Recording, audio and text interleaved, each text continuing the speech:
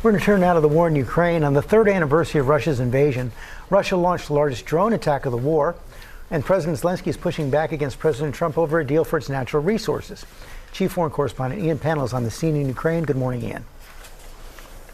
Yeah, good morning, George. From central Kyiv, this is a makeshift memorial to honour the fallen. Every single one of these little flags represents a lives lost. I can tell you there are tens and tens of thousands of them. And this morning, 3 years since the war started, the pressure is not on the Kremlin to resolve this, but on President Zelenskyy.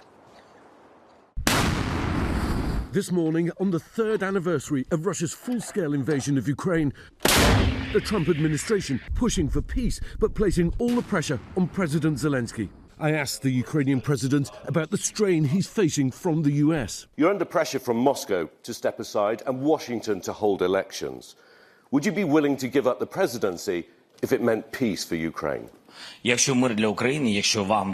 Ukrainian leader telling me he's ready to resign if it means peace, and he offered to stand down if it meant membership of NATO, saying, "I'll do it immediately," without a long conversation about it.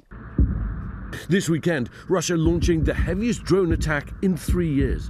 Ukraine and much of Europe shocked by President Trump's radical shift in US foreign policy, talking with Russia about ending the war but without conditions and excluding Ukraine from the talks. I would say that I'm optimistic and positive, just as the president is, that we can get something done rather quickly.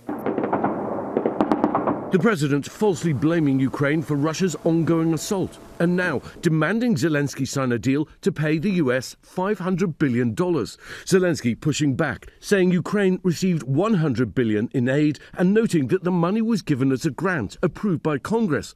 But the Ukrainian leader saying the countries are making progress in their negotiations.